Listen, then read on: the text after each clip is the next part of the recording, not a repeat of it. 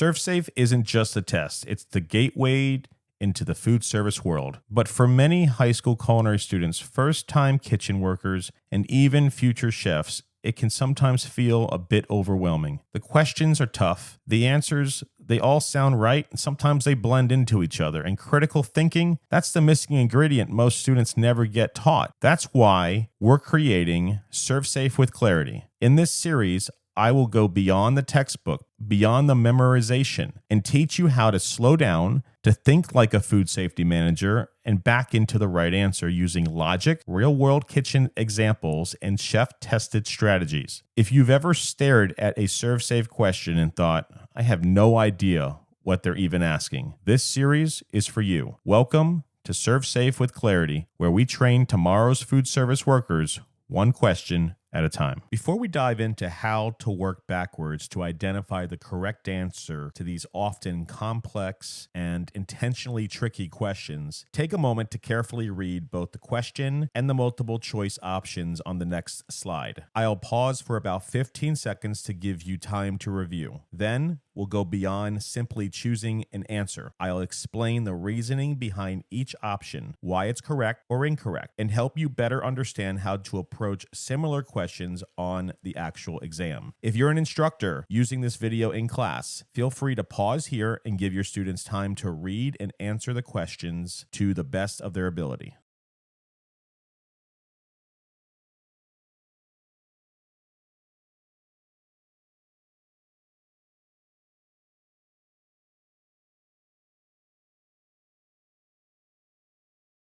There is a right way to thaw frozen meat and only one way to keep it safe every time. Old school habits die hard. Leaving meat on the counter to thaw overnight is one of them. Don't even think about it in a professional kitchen setting. Remember, what you do at home is completely the direct opposite of what you should do in the industry. So let's break it down. Remember, A, room temperature.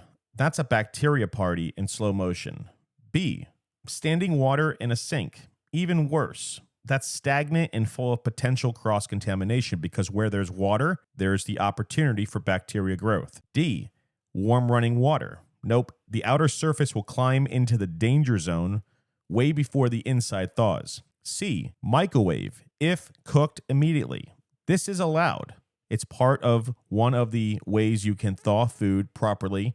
You can find this in the Thaw Food section on the ServSafe textbook, 7th edition textbook, but it is allowed as long as you go from thaw to heat without delay, you're within the ServSafe guidelines. So here's my tip. Speed is only safe when it leads directly to the fire. Otherwise, slow and cold wins the race. Before we dive into how to work backwards to identify the correct answer to these often complex and intentionally tricky questions, take a moment to carefully read both the question and the multiple choice options on the next slide. I'll pause for about 15 seconds to give you time to review. Then we'll go beyond simply choosing an answer. I'll explain the reasoning behind each option, why it's correct or incorrect, and help you better understand how to approach similar questions on the actual exam.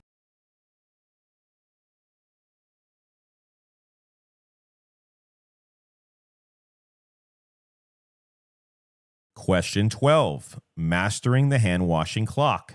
You've probably washed your hands wrong 1,000 times. Here's how ServSafe says to do it. This one is simple. Everyone thinks they know how to wash their hands until they actually watch someone else do it correctly. In a busy kitchen, speed becomes the enemy of sanitation. People do a quick splash and they go, or a quick rinse. But that's not hand washing. That's wishful thinking.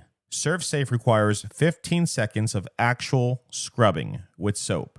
That's not including turning on the faucet or rinsing or drying your hands. That's just scrubbing your hands. You've got to get into the nail beds, between the fingers, under the rings.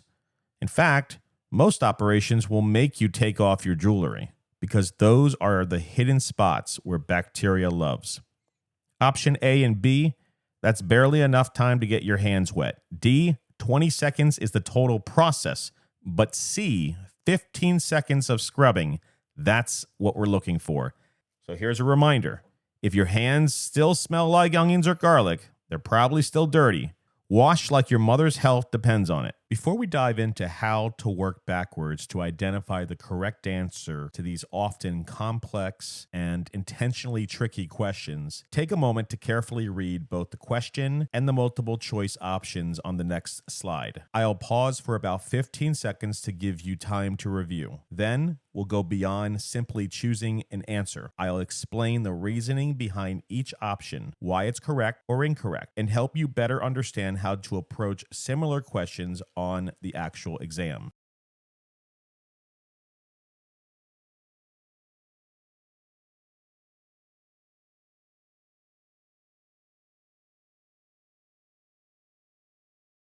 Hey, now's a great time, instructors and students, to hit the like button if you're getting value out of this content. Hitting that like button helps YouTube to promote our content more often to students and teachers looking for this similar type of setup. So do me a favor, just take a quick second, hit that like button. I'd greatly appreciate it. Moving on to question 13, recognizing the real risk in cooked foods. So some foods need time and temperature control, and if you miss them, someone will get sick. Cooked rice is the silent assassin in your walk-in. It looks dry, it tastes simple, but once it's cooked and cooled, it becomes a perfect breeding ground for bacteria, especially for Bacillus cereus. You see, it's not just meat or dairy that's dangerous, it's anything that's moist, low acidic, and high in nutrients.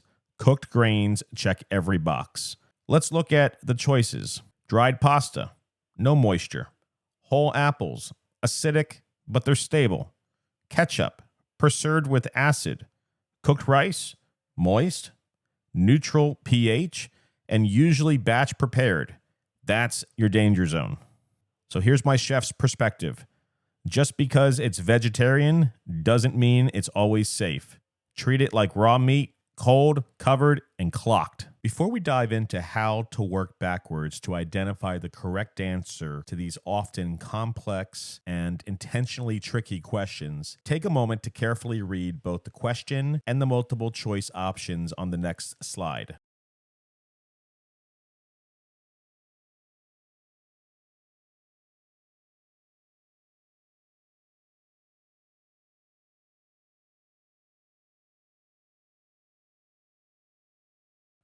Question 14, cross-contamination in the cooler. Cross-contamination happens in seconds. Can you spot it before it starts? I've seen this one way too many times as a chef and an instructor in the kitchen teaching culinary for most of my life. Someone restocks the walk-in, places a box of raw chicken above ready-to-eat lettuce. That's a direct pipeline for bacteria to your customers. The juice from the raw poultry can drip, even if the packaging seems sealed. It only takes one bad box. Lettuce isn't cooked. It's not reheatable.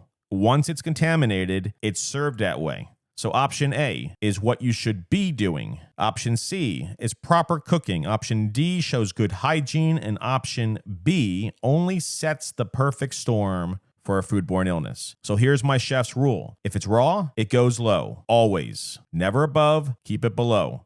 Don't let gravity be your cross-contamination coach. And lastly, number 15. Remember, we're keeping these segments short so that you guys could spend some time digesting the information in small chunks, because when you digest it and you hear it over and over and over again, repetition is key to passing ServSafe.